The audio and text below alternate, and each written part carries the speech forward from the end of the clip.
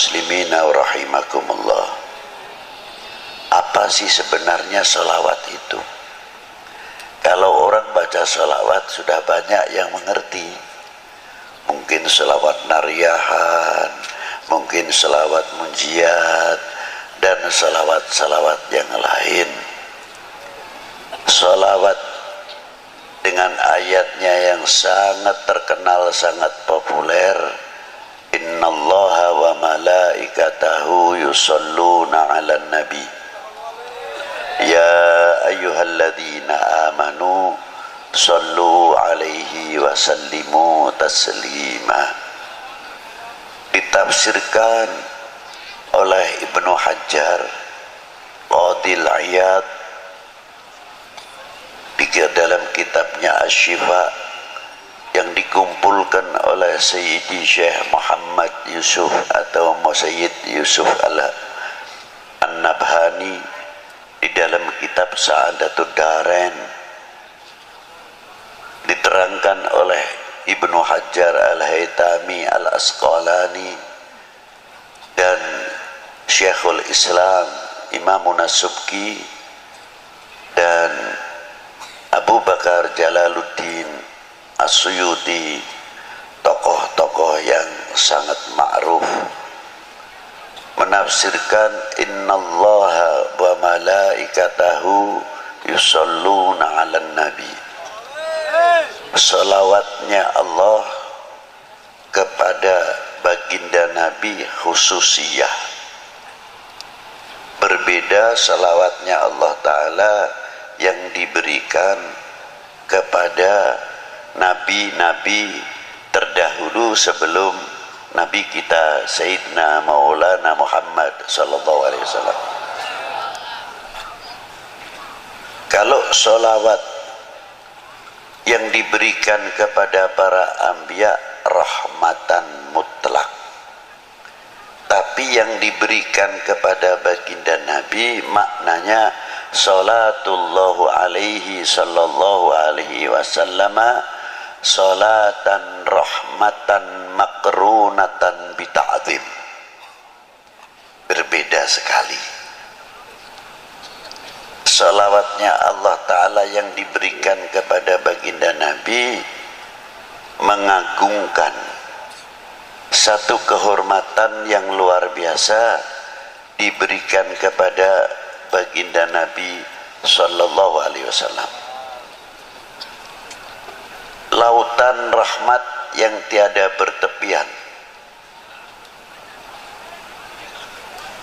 rahmat yang sangat luar biasa, tapi tidak mungkin orang itu akan menggapai rahmat Allah Ta'ala yang diberikan kepada baginda Nabi tanpa ada pancingnya, syaratnya. Syaratnya apa? Dengan sholawat lagi. Jadi kalau kita membaca selawat kepada baginda Nabi, yang untung itu bukan baginda Nabi, yang untung sebetulnya kita. Itu diantaranya. Jadi jangan bangga, jangan salah faham seolah-olah kita bisa mendoakan baginda Nabi. Tidak, dengan salawat itu justru mendapatkan doa baginda Nabi Sallallahu Alaihi Wasallam.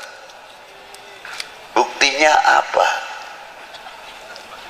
Di makam baginda Nabi Sallallahu Alaihi Wasallam itu ada satu malaikat ila yaumil qiyamah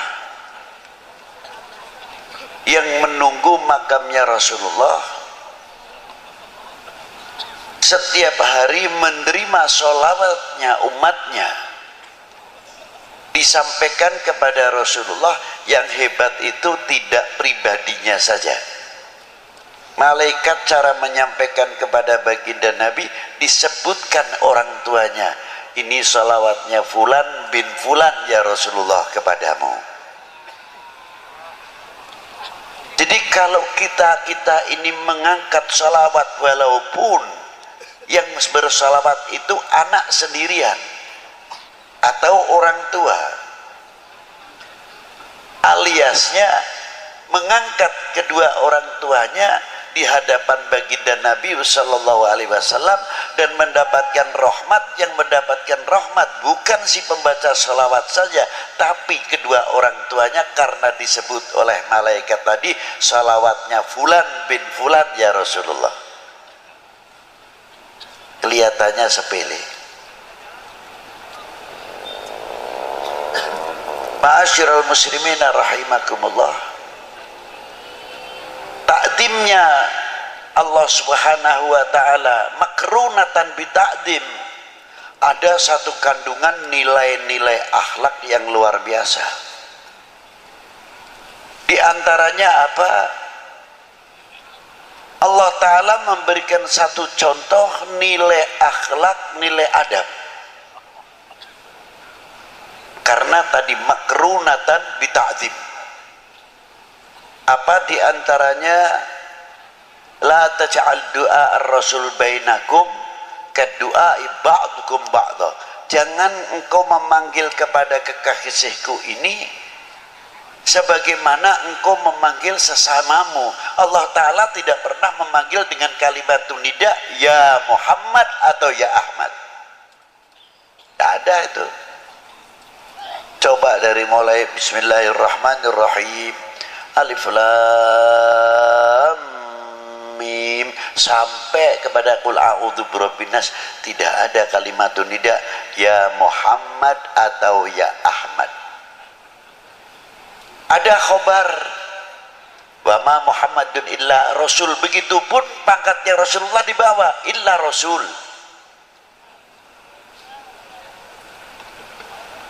Ada akhir suratul Fatah, Muhammadur Rasulullah walladzina ma'ahu asyidda'u 'alal kufar ruhama bainahum tarahum ruk'an sujadan yabtaghuna fadlan minallahi wa ridwana. Disebut juga Muhammadur Rasulullah, pangkatnya di bawah. Ini khobar, bukan nida ya Muhammad, tidak.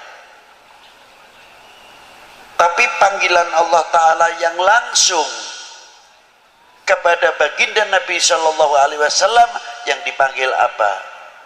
Yasin, Toha, ya ayuhan Nabi, ya ayuhan Rasul, ya Mudaththir, ya Muzammil, dan lain sebagainya, kebesaran-kebesaran asma'un Nabi Shallallahu Alaihi Wasallam.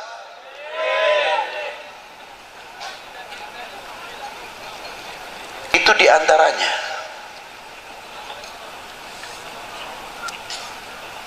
Maka kita dididik oleh Allah Ta'ala, jangankan kepada baginda Nabi Shallallahu Alaihi Wasallam, yang kepada kita sendiri, bagaimana cara menghormati antara sesama kita.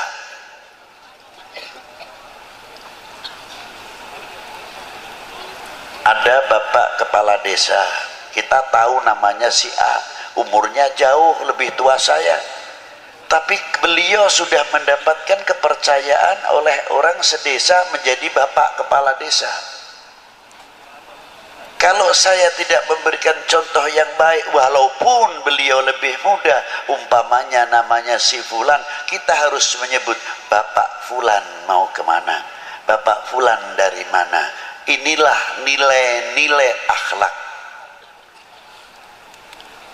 Kalau sudah kita saling menghormati, orang awam akan bertanya, akan berbicara, tuh ajengan yang begitu sepuh saja, tuh Habib yang begitu sepuh saja menghormati kepada kepala desanya, padahal kepala desanya pantasnya anaknya, tapi begitu hormatnya. Inilah meningkatkan kewibawaan daripada nama desa itu sendiri. Tapi kalau kita sudah memanggilnya, Fulan mau ke mana, Fulan badai ke mana, atau badai tindak pundi, apa ngendi, dan sebagainya, secara tidak langsung menjatuhkan kewibawaan pimpinan-pimpinan yang ada di dalam desa itu, walaupun dalam sekup yang kecil. Itu hebatnya. Maka Allah Ta'ala selalu memberikan bimbingan tuntunan terus kepada umat baginda Nabi sallallahu alaihi wa alihi wasallam. Ini contoh yang luar biasa. Yang kedua, makna sholawat terhadap wa ala ali Sayyidina Muhammad. Ini pertama kali turun ayat innallaha wa malaikatahu yusalluna 'alan nabi ya ayyuhalladzina amanu sallu 'alaihi wa sallimu taslima. Sahabat Ka'bil Akhbar bertanya kepada baginda Nabi, kaifa nusalli 'alaika ya Rasulullah. Hebatnya sang penanya, tidak menggunakan memunculkan ego atau akuisme, menggunakan kalimah nahnu. Kaifa nusalli, bukan kaifa usalli alaika ya Rasulullah, tidak. Kalau begitu para sahabat alim juga. Satu kalimah jamak menunjukkan akhlak wal adab. Kalau bahasa Jawa panjenengan, panjenengan dalam. Halusnya kalau dalam bahasa Arab selain antum, samahatikum, saadatikum, itu kromo inggil, bahasa yang tinggi.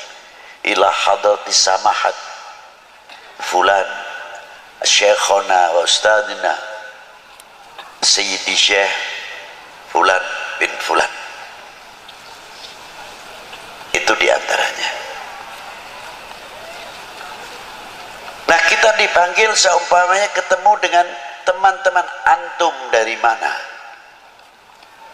Bukan ente sing ngentiin ki, bukan, tapi antum dari mana? Ini halus. Kalimah panggilan antum akan berdampak yang hebat kepada ikhwanuna wa asgharina, kepada anak-anak, sebab menggunakan kalimah antum. Yang kedua, menggunakan kalimah nahnu mutawadian, untuk menunjukkan ketawaduan. Seseorang tidak pernah menggunakan ana.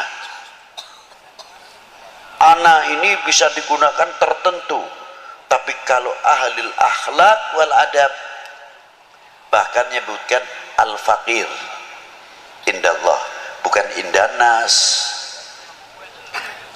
Sebab ada menggunakan kalimah al-faqir bisa untuk mengundang pangkat alim.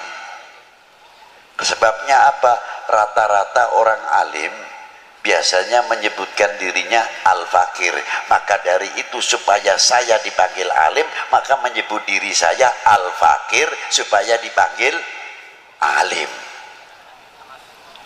Nah itulah, itu kita ketipu dengan dirinya sendiri. Padahal yang dimaksud di sini al-faqir indallah. Al-faqir indallah.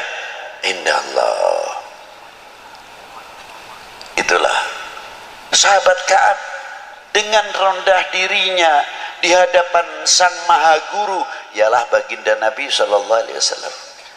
Kaifa nusalli alaika ya Rasulullah. Mengapa menggunakan kaifah alaika bukan alaikum? Di sini menggunakan mukhatab istikhdhariyah.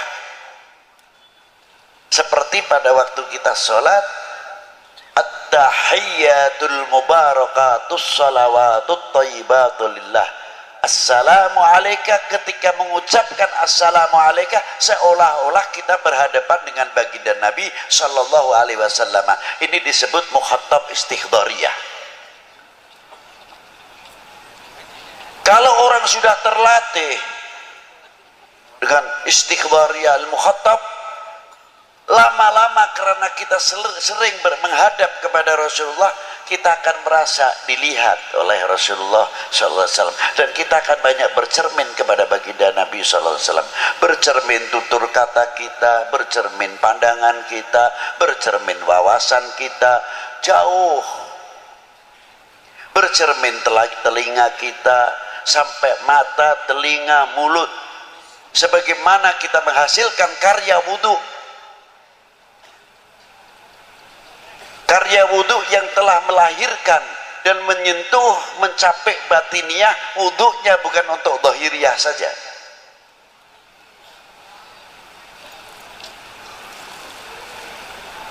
Muka kita ini belajar di wudhui setiap hari. Kalau kita hitung membasuh muka saja 3 kali, kali 5. Kalau setiap sholat wudhu sudah 15 kali. Kali 30 berapa? Berarti sudah 450 cuci muka dengan air wudhu. Sudahkah menyentuh batiniah kita atau belum? Kalau wudhu kita menyentuh batiniah kita, akan menghilangkan akuisme. Kun mutawadian, rendah diri. Semakin bercahaya mukanya, min athari nuril wudhu, sebab setiap orang membasuh mukanya keluarlah dosanya, kata Nabi sallallahu alaihi wasallam, min fadailil wudhu. Apalagi setiap habis wudhu salat syukral wudhu, dan banyak orang ingin rezekinya banyak, jangan tinggal wudhu, mudawamatil wudhu. Insya Allah itu urusan rezeki luar biasa. Mangkana mudawamatil wudhu. Nah, itu diantaranya. Apa yang diwudhui diantara kita? Ya mata kita, mulut kita. Berarti selalu setiap hari kita sucikan mata kita, mulut kita. Kalau sudah menyentuh batiniah kita, pasti mata kita akan mempunyai pandangan dan wawasan yang jauh dalam segi ilmu dan lain-lainnya. Segi ilmu, segi agama, sampai kepada wawasan kebangsaan, wawasan kita itu jauh. Satu contoh. Dan yang kedua, akan menutup aib. Siapa? Min ikhwanunal mu'minin wal mu'minat wal muslimin wal muslimat, akan menutupi cacatnya, kekurangannya saudara kita mukminin wal muslimat, dan saudara kita sebangsa setanah air. Karena di Indonesia itu ada 2 persaudaraan, 2 persaudaraan. Yang satu, saudara kami seagama, sebangsa, setanah air. Yang kedua, saudara kami sebangsa, setanah air. Itu persaudaraan. Itu yang harus kita jaga, keutuhannya dan sebagainya. Ini 2. Mestinya kita pandai-pandai menutupi. Bukan berarti kita mendiamkan kejelekan atau keburukan, kesalahan, tidak. Kita nasihati sendiri. Jangan sampai orang lain, bangsa lain bertepuk untuk kita, karena kita membuka kekurangan-kekurangan apa yang ada dalam umat ini atau dalam bangsa ini. Di mata ini tugasnya. Yang kedua, telinga mempunyai filter, bisa memisahkan mana yang akan menjadikan pecah belahnya umat ini dan pecah belahnya bangsa, pecah belahnya keluarga, pecah belahnya tetangga, pecah belahnya kampung. Kalau ada berita-berita yang akan mengakibatkan kita berseberangan, saudara terkadang sekandung atau saling atau sesama tetangga, tapi telinga ini sudah mempunyai filter yang selalu bercermin kepada baginda Nabi SAW. Dengan air wudhu tersebut akan bisa menepis hal-hal yang berakibat perpecahan antar sesama kita. Itu telinga tugasnya kalau diwudhui. Tutur kata kita juga bagian yang diwudui, pasti insya Allah akan banyak meniru bagaimana tutur kata baginda Nabi Sallallahu Alaihi Wasallam. Satu contoh aja yang ringan Pak, kalau kita makan saking asyiknya, biasanya satu butir nasi itu ada yang ketinggalan di sini, atau di jampangnya, atau di mana nih kumisnya. Sudah cuci tangan, terkadang kita tidak sadar, kita melihat, ya Allah, itu orang tua lagi, itu nasinya ada satu butir yang di sini. Kalau kita langsung menegur, tersinggung, Pak, itu ada nasinya gimana? Malu paling tidak. Segi nilai akhlak kurang baik. Walaupun toh itu benar, tapi orang yang pakai diplomasi, Pak, Bapak tadi punya peliharaan kambing, adalah salah satu yang belum dimasukkan Pak. Ini orangnya cerdas. Iya belum, baru sambil begini sambil masukkan satu butir nasi itu tadi. Alhamdulillah sekarang sudah aman saya masukkan. Akhlak luar biasa. Di antaranya lagi, orang menutupi aib saudara kita. Ada seorang perempuan tinggi besar, masuk ke rumahnya Khatimul Asam, entah itu waing, entah itu keberatan badannya, naik ke rangkaian tingkatan rumah, dari beratnya bawah ikut bicara, prot gitu, kentut istilahnya. Ini perempuan malunya luar biasa, tersipu-sipu, pucat dari rasa malunya. Khatimul Asam kebetulan di situ sambil baca kitab asyik. Akhirnya, Assalamualaikum. Khatimul Asam tidak menjawab, pura-pura nggak dengar. Maka disebut Asam itu tuli. Karena apa?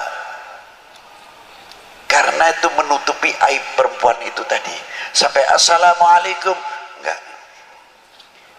Setelah kitabnya dibunyikan keras Assalamualaikum, baru Waalaikumsalam gitu.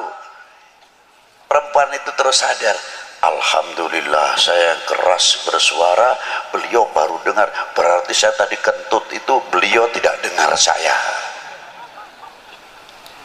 Alhamdulillah, lega hatinya. Jam itu Allah Ta'ala membuka pintu rahmatnya. Khatimul Asam diangkat oleh Allah Ta'ala menjadi walinya, sebab menutupi aib saudara mukmin kita.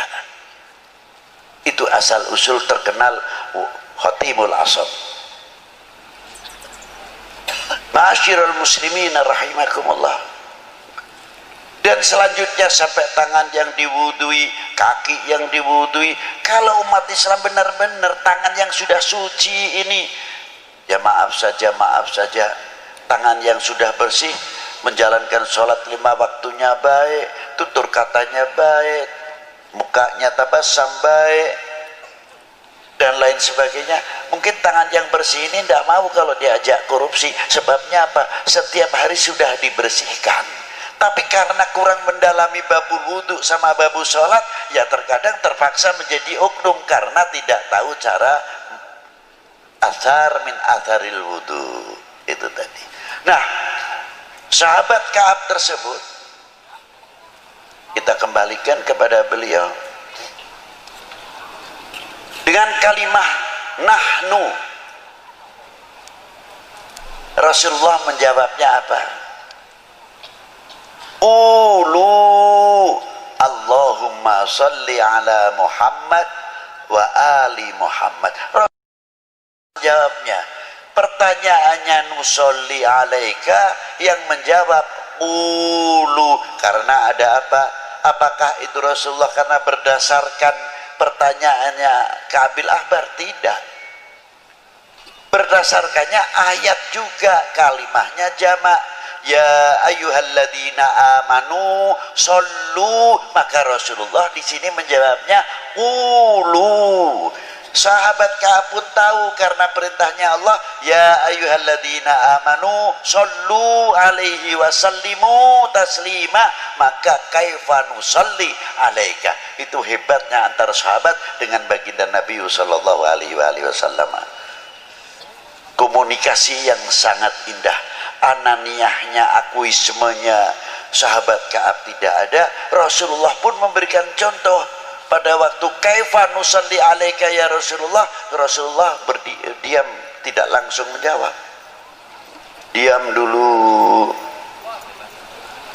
Setelah berapa saat Rasulullah membacakan salawatnya, Allahumma salli ala Muhammad wa ala ali Muhammad kama sallaita ala Ibrahim wa ala ali Ibrahim. Tidak menggunakan Sayyidina. Sahabat Ka'ab sebagai murid sedang dituntun, dibimbing oleh sang guru apa adanya. Rasulullah memberikan satu contoh, Allahumma salli ala Muhammad, murid pun mengikuti Allahumma salli ala. Tapi ketika keluar, sahabat Ka'ab tetap menggunakan kalafdu siyadah bidalil ana sayyidi waladi Adam. Loh, makanya sahabat menambah berani kalimah lafdu siyadah sayyidina Muhammad wa ala ali sayyidina Muhammad. Lafdul kalimah ali maknanya fi maqamati doa, bukan khusus untuk keluarga Nabi saja, tapi kalimah wa ala ali adalah untuk ummah Sayyidina Muhammad sallallahu alaihi wasallam. Indah maqamati doa. Jadi kalau kita membacakan sholawat, kita terkait dengan al-mu'min akhul mu'min, khususnya al-muslim akhul muslim. Allahumma salli ala Sayyidina Muhammad, Allahumma salli ala Sayyidina Muhammad. Mungkin yang di Pekalongan, yang di Jawa Timur jauh mendapatkan semuanya ini. Sana yang sedang membacakan sholawat, kita pun mendapatkan, bukan di sini saja, bahkan fil alam mendapatkan, masuk fi maqamati doa Allahumma salli ala Sayyidina Muhammad wa ala ali Sayyidina Muhammad. Jadi sholawat itu tali silaturahmi kepada Nabi, tali silaturahmi kepada keluarga Nabi, tali silaturahmi ma bainal akhwainil ummah wal ummah, al mu'min wal mu'minah wal muslim wal muslimah. Di sini masih terkait dalam as-shalah.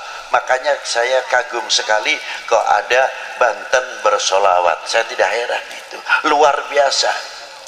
Karena apa saya tidak heran? Banten cukup mempunyai sejarah yang kaya. Saya tidak kepura-kepuraan. Saya ngangkat tidak. Kakek saya asli dari Banten. Kiai Hasan Qudsi itu asli Banten. Bin Muhyiddin, bin Kiai Muhyiddin, itu kakek saya. Yang meninggal di Indramayu, saya punya hababah Sayyidah Marinah, Ratu Marinah. Jadi saya kesini itu istilahnya sedikit pulang kandang. Di mana napak tilas saya punya datuk-datuk, termasuk anak saya Zainal Abidin. Ma'asyiral muslimina rahimakumullah, mulai Maulana Syarif Hidayatullah dan beberapa saudara-saudara pada waktu itu minal ulama wal arifin yang ada di mana Wali Sembilan ini. Saya kalau ditanya, Habib, keistimewaannya ziarah Wali Sembilan apa? Saya cuma oleh-olehnya satu, Pak, malu. Loh, kenapa malu? Iya, malu, benar-benar malu. Di antaranya, apa tidak mengambil barokah? Lekaromah terlalu tinggi kalau soal itu. Saya cukup saja dapat ilmu, malu itu sudah luar biasa. Apa di antaranya kok malu? Saya di Sunan Ampel, para bapak, para ibu, makamnya di tengah desa, masuk Ganggang di situ Ampel Dento, Ampel Suci, Ampel Gading, dan lain-lainnya. Rata-rata toko-toko yang mahal-mahal di dalam kampung, bukan di pinggir jalan. Ternyata menunggu, menghormat tamunya Kanjeng Sunan Ampel yang satu hari tidak lepas 100 bis, apalagi kalau Jumat Kliwon atau Jumat Legi di sana, ratusan bis yang datang. Jadi saya pikir, ya Allah, Sunan Ampel masih di dalam kubur, masih bisa membuat ekonomi kerakyatan, masih bisa memakmurkan lingkungan. Coba kalau tidak ada Sunan Ampel, mana mungkin orang akan datang? Paling ziarah ke masjid kuno selesai. Setiap hari non-stop. Dan setiap orang yang ziarah ke sana bisa mempersatukan umat. Baca Yasin sendiri, baca Waqiah sendiri, yang satu baca tahlil, yang satu baca salawat. Tidak ada yang intervensi. Kamu jangan selawatan terus, jangan keras-keras bacanya, saya masih baca Yasin. Yang saya Yasin ongko-ongko saja, baca santai, tidak menyalahkan. Coba ditarik kembali ke Maulana Syarif Hidayatullah, separuh muslim, separuh non muslim. Hebat. Dengan akidah, etikot macam-macam. Sebelah itu kalau ziarah ke Gunung Jati, ada yang begini, ada yang datang terus, ada lagi yang datang saudara muslim juga pakai kudungnya dilepas, langsung saja pintunya dibeginikan aja, ambil barokah, macam-macam. Kata saya, kita datang ke lautan ini, hati kita harus husnudon, tidak boleh suudon. Syarif Hidayatullah itu lautan besar. Begedor pisang artinya pohon pisang yang sudah tidak kepake, kalau dibuang ke sungai larinya juga ke laut. Kotoran apa saja yang masuk sungai larinya semuanya ke laut, diterima semua oleh laut. Tapi tidak pernah laut terkotori luar biasa dengan limbah-limbah yang ada dalam sungai-sungai, lebih-lebih kalau musim hujan, banjir atau caah. Per detik itu berapa juta kubik masuk ke laut. Tidak bisa dihitung, ini detikan para bapak, para ibu. Dengan membawa limbahnya, semua limbah yang masuk ke lautan, minggir semua, ditepis oleh gelombang-gelombangnya, tidak mampu mengotori. Yang kedua, hebatnya lagi apa? Yang per detik sekian juta atau miliar kubik masuk ke lautan, dan berapa anak sungai yang besar, dan sungai yang besar, anak sungai yang ada di Jawa ini semua rata-rata sebagian besar masuknya ke Pantura, Laut Utara. Saya belum pernah mendengar air laut menjadi tawar karena musim banjir kalah air asinnya, tidak. Sudah pernah dengar itu? Belum. Berarti kalau kita pikir akal yang sehat, laut mempunyai harga diri, laut mempunyai jati diri, laut mempunyai kehormatan diri. Bagaimana kalau Indonesia ini, bangsa Indonesia meniru laut, tidak kalah dengan laut, mempunyai jati diri, kehormatan diri, kehormatan diri, jati diri bangsa, luar biasa. Allahu Akbar. Sallu ala Nabi. Jangan kalah dengan lautan, malu-maluin. Yang hebat lagi ikannya yang ada dalam laut. Meser ikan asin. Pantasnya yang hidup di daerah asin mestinya tidak usah dikasih garam lagi, sudah dijemur asin langsung, karena hidupnya di daerah asin, wilayah yang asin, tidak digaremin. Yang mau dimasak tetap digaremin, kalau tidak digaremin tetap tawar. Jadi saya pikir ikan pun di dalam laut bisa bermain dengan air asin, tapi tidak mempunyai intervensi terhadap asin. Asin pun tidak mempunyai intervensi terhadap ikan. Hidup berdampingan, damai, aman, tentram, pantas karena rahmatnya Allah Ta'ala turun. Allahu Akbar. Sallu ala Nabi. Itulah luar biasanya, saya kagum sekali. Tapi biasanya kalau kita lihat laut itu asiknya ikannya besar-besar, lihat kapalnya tidak sampai nerobos. Nah, ini kita belajar, berusaha memahami apa yang ada di dalam laut. Ya itu tadi. Aulia itu begitu.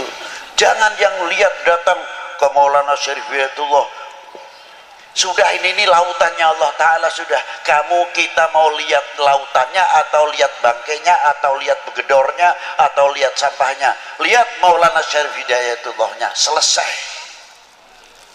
Harusnya begitu. Satu rombongan terkadang datang satu bis dengan bis Jawa Timur, Jawa Barat, terkadang dari luar Jawa dengan gaya tahlilnya yang macam-macam.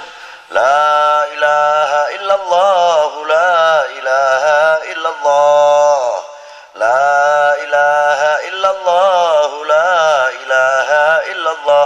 Yang satu lain lagi kelompok ini, satu bus entah dari mana. Kalau tahlil berat Pak, di dada ini illallah, la ilaha illallah, la ilaha illallah. Yang belakang kelompok lain lagi illallah, la ilaha illallah, la ilaha illallah. Yang belakang lagi lebih ngebut illallah, la ilaha illallah, la ilaha illallah. Yang belakang lagi Allah. Yang lain lagi sallallahu ala Muhammad, sallallahu ala Muhammad. Yang satu lagi ya Latif, ya Latif. Tidak ada yang paseha, tidak ada yang tukaran.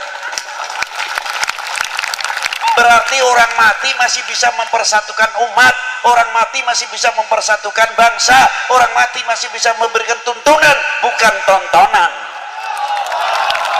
Allah, Allah, Allah, sallu ala Nabi. Luar biasa. Maka saya malu kalau lihat Syarif Hidayatullah.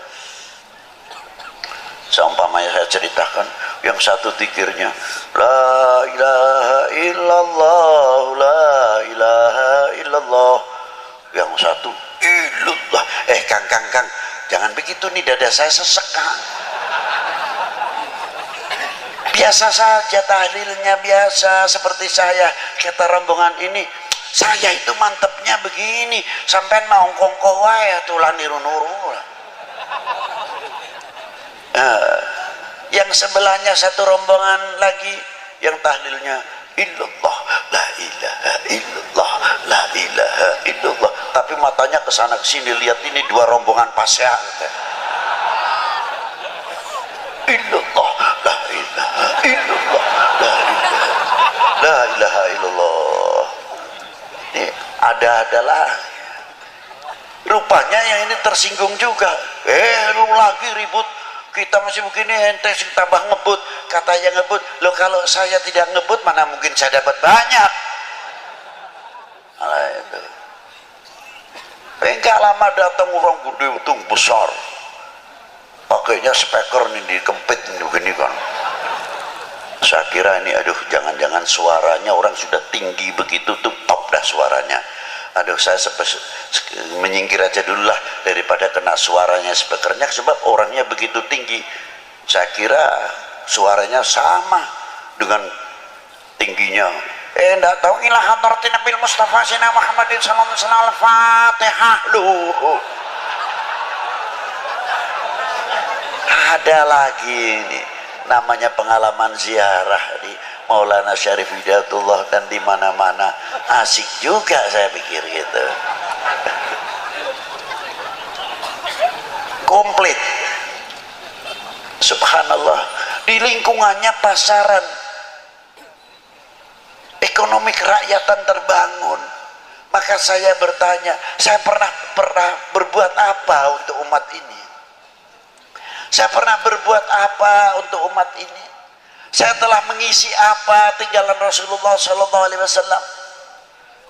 Beliau luar biasa, Maulana Syarif Hidayatullah, wali ibnul wali wa ibnul wali ibnul wali, Sibtun Nabi SAW, Maulana Syarif Hidayatullah bin Imaduddin Abdullah bin Ali Nurul Alam bin Jamaluddin Hussein bin Ahmad Syah Jalal bin Abdullah Utmat Khan bin Amir Abdul Malik bin Alwi bin Malfaqi bin Muhammad Saib Marbat bin Ali Khalid Qasam bin Alwi bin Muhammad bin Alwi bin Ubaidillah bin Ahmad Al-Muhajir bin Isa An-Nagi bin Muhammad An-Nagi bin Ali Al-Uraidi bin Ja'far Sadiq bin Muhammad Al-Baqir bin Ali Zainal Abidin bin Husain Sibti bin Ali bin Abi Thalib wa bin Fatimah Zahra Al-Batul binti Rasulillah sallallahu alaihi wasallam Rasul.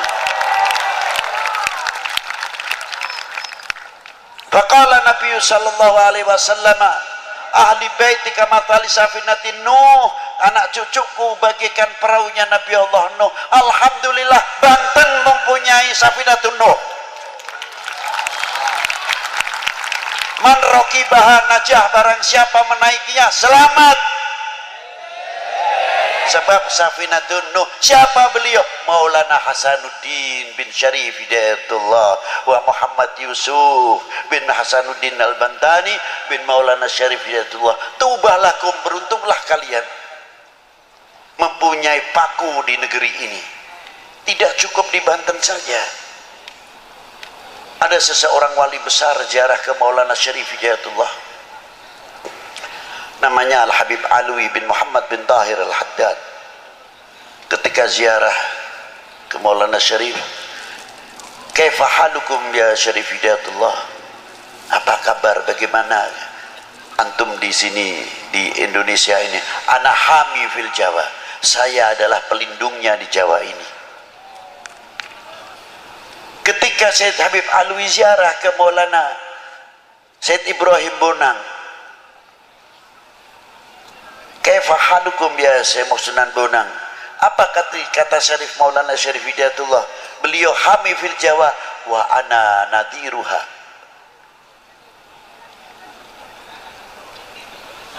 Direksinya artinya. Ketika ziarah ke Maulana Hashim Sunan Derajat, apa kata kakakku, adikku Maulana Ibrahim dan Syarif Hidayatullah? Beliau nadiruha wa hamiha, dijawab oleh Maulana Hashim Sunan Derajat, ana harisuha. Indonesia insyaallah selagi ada 3 orang ini insyaallah payung rahmatnya Allah Ta'ala luar biasa. Beruntunglah kami semua khususnya, dan beruntunglah kalian yang fil Banten ini. Semoga dengan sholawat Nabi itu tadi menjadi mercusuar dan yang luar biasa, kita menjadi contoh penyejuk, kita menjadi contoh perekat sebagaimana yang dicontohi oleh Maulana Hasanuddin Banten. Mungkin kalau kita mencontoh Syarif Hidayatullah terlalu jauh, kita contoh Maulana Hasanuddin Banten. Begitu hebatnya. Dulu kalau kecil saya ziarah ke beliau masih kurang ramai, sepi. Sekarang sudah orang ziarah luar biasa, ramainya luar biasa. Ya Allah, kapan aku ini mendapat kotroh sedikit sajalah dari Maulana Hasanuddin, bisa memberikan satu contoh yang luar biasa. Bagaimana hidup beliau pada waktu perjuangan mempertahankan Malaka dari pertahanan Portugis. Bagaimana anaknya Sultan Abdul Fattah Adipati Yunus mengirimkan pasukannya untuk mempertahankan Indonesia daripada serangan Portugis yang sudah menduduki Malaka dan lain sebagainya. Beliau itulah dermawan, murah senyum, basyasyah seperti kakeknya baginda Nabi SAW. Sampai mati pun masih bisa memikirkan ummah, masih bisa sebab memberi makan yang hidup. Luar biasa. Kita ketinggalan dengan para wali-wali 9 khususnya. Beliau mempunyai manajemen hidup rapi, mempunyai visi misi rapi, mempunyai konsep yang luar biasa. Bukan terus kita dakwatul Islam dengan cara-cara yang kurang terpuji. Beliau berdakwah dengan akhlakul karimah yang luar biasa. Yang ahli pertanian dengan pertaniannya, yang ahli ketabiban dengan ketabibannya, yang ahli penyakit dengan ahli penyakitnya, yang ahli pembangunan dengan pembangunannya, yang ahli ekonomi dengan ahli ekonominya, sehingga pada waktu itu makmur apa yang dipimpin oleh para beliau-beliau. Itu hebatnya Wali Sembilan. Kita kalah,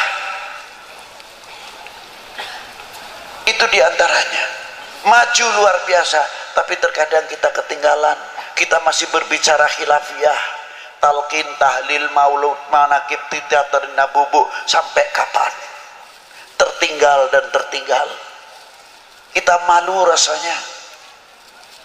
Rasulullah ketika hijrah, pedangnya bisa diganti dengan pedang apa? Melahirkan ilmuwan intelektual, membangun sarana pendidikan, sarana ibadah, membangun dunia ekonomi yang luar biasa, membangkitkan dunia pertanian yang luar biasa. Mungkin kalau kita terjemahkan dengan bahasa sekarang, Allahu Akbar, bangun ekonomi, Allahu Akbar, bangun marketing, Allahu Akbar, bangun perguruan tinggi khusus ilmu Al-Quran, ilmu pengetahuan yang ada di dalam Al-Quran. Allahu Akbar, bangun supermarket, Allahu Akbar, bangun mall, bukan Allahu Akbar, bangun khilafiyah. Dari sini ke sana, dari sana ke sini, talqin, tahlil, maulud, manakib, terus begitu dan begitu, tidak ada habisnya. Yang satu membid'ahkan, yang satu menjawab, yang dan lain sebagainya. Sedangkan bangsa lain membuat senjata yang hebat, membuat nuklir yang hebat, pesawat tempur yang hebat, pesawat-pesawat ataupun kapal-kapalnya yang luar biasa, canggih luar biasa. Kita tertinggal. Betul? Betul enggak? Tinggal. Belum pesawatnya untuk jamaah haji, yang bikin siapa? Ketinggalan lagi. Ilmu IT, antropolognya, astronominya, elektronya, ketinggalan semuanya. Obat-obatan sampai alat-alat kedokteran, siapa yang bikin? Kita ketinggalan juga. Yang bahas khilafiyah terus, sampai kefanatikan kita hampir pudar. Maaf, jangan tersinggung, maaf Bu, jangan marah ya, saya ngomong-ngomong seadanya aja. Seandainya kita itu fanatik dengan apa yang hasil bumi pertiwi ini, kita bisa mengejar ekonomi kita yang tertinggal. Karena apa? Hasil karya bumi pertiwi kita terangkat namanya. Ayo bareng-bareng dirubah supaya kita dapat nama. Kira-kiranya mau nggak? Dapat nama lo ini. Pasaran kita supaya baik. Dirubah, jambunya jambu Indonesia, jambunya jambu Banten, jambu Pandeglang, jambu Serang. Keluarkan kualitas yang luar biasa. Nanamnya di Indonesia, apa di Indonesia, yang dapat nama orang lain jambu Bangkok. Sampai ayamnya bertelur di sini, apa di sini, ayamnya ayam nasib. Kira-kiranya malu nggak? Kira-kiranya tertinggal kita. Duren Bangkok, duren motong. Ayo sedikit-sedikit supaya kita mempunyai kefanatikan terhadap bangsa ini. Jambu Indonesia, duren Indonesia, lele Indonesia. Lagi-lagi Bangkok, boro-boro gulanya masih tetap gula Jawa. Ini kalau sudah Jawa, gula Bangkok mati kutu deh. Ayo bangkitkan kembali supaya ekonomi kita bangkitkan, merasa memiliki handar beni kepada tanah air ini. Insya Allah ekonomi kita akan maju sebagaimana Maulana Hasanuddin saja dikubur masih bisa memberikan kesejahteraan kepada yang hidup, khususnya kepada lingkungannya. Inilah hikmah daripada as-shalah ala Nabi sallallahu alaihi wasallam. Ayo bangkitkan kembali intelektual kita, bangun madrasah kita dan lain-lainnya. Semoga dengan barokah para aulia yang ada di negeri ini, kita diberi barokah umurnya, barokah rezekinya, barokah pertaniannya, barokah, lain-lainnya dan lain-lainnya. Dan kita menjadi umat tidak akan memalukan para sesepuh kita. Kita jadi umat tidak akan memalukan para guru kita. Kita menjadi umat tidak akan memalukan kedua orang tua kita di hadapan Allah Subhanahu wa taala. Belajarlah menjadi orang yang mengerti terima kasih kepada kedua orang tua kita. Seandainya gunung yang paling terbesar di sini umpamanya Gunung Krakatau atau Gunung Karang dijadikan emas untuk membalas jasanya kedua orang tua kita dan guru kita, belum apa-apa. Jangan dikira kita sudah begini, anak-anak kita di pesantren, di madrasah asyik, tapi kita berpikir bagaimana nasib orang tua kita di dalam dunia pertanian dan ekonominya. Terkadang jam 3 malam sudah bangun, membawa doplaknya, dia isi sayuran, isi sampel dan lain-lainnya, dibawa ke pasar. Hawanya dingin, yang kalau musim dingin, yang musim hujan, yang musim panas. Demi siapa? Demi anak-anaknya yang di dalam pesantren, yang di dalam madrasah dan lain sebagainya. Mestinya kita malu kepada para beliau. Bagaimana tokoh-tokoh ulama kita terdahulu di dalam menasyiru syariah wal Islam, fasilitas masih begitu hebatnya, sulit sekali. Kalau Habib Lutfi lain, dari Pekalongan ke sini pikirannya sudah dapat, terbayang ini amplopnya tebal pak tipis, lain bayangannya. Kalau beliau berdakwah mengeluarkan amplop, berbeda sama saya berdakwah mengharapkan jauh dah itu. Ini untuk saya pribadi, bukan saya mengkritik kepada orang lain. Jauh. Itulah. Maka kiai-kiai ulama-ulama dahulu rata-rata benghar, kaya. Luar biasa. Sebabnya apa? Santrinya banyak tidak bawa ongkos. Digembleng, dibina oleh para ajengan-ajengan kita. Sampai menjadi penerus-penerus ulama-ulama yang luar biasa. Santri-santri yang luar biasa. Dan Banten cukup melahirkan kitabnya yang belum tercetak saja masih 400 kitab lebih taklif dari Kiai Nawawi Al-Bantani. Itu Banten.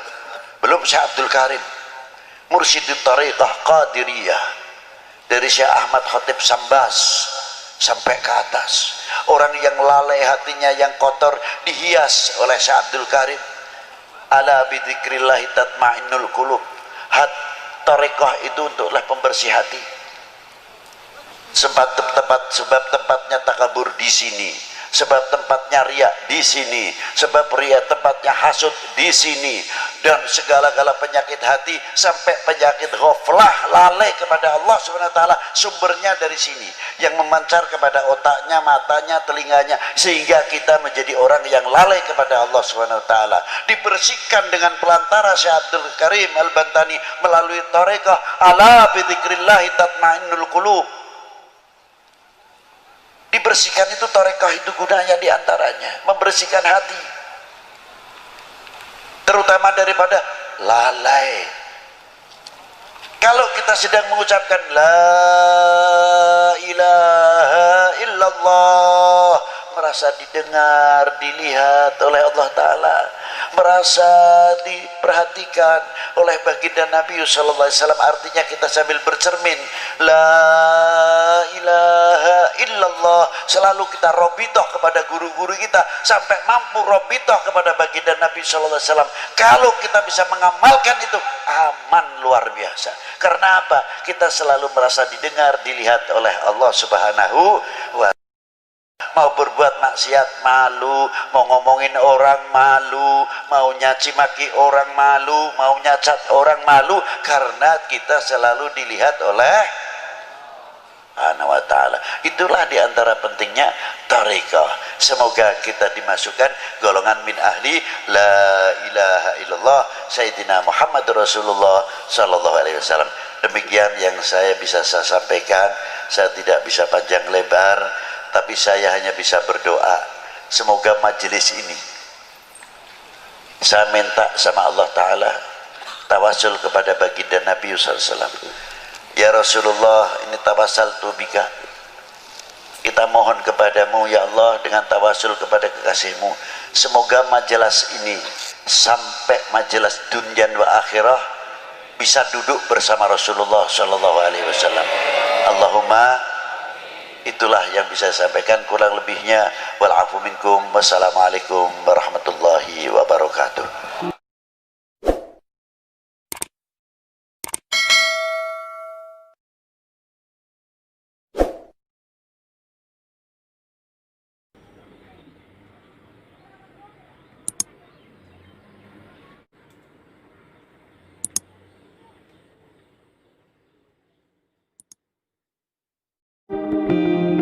Brother, that's caught in the crossfire.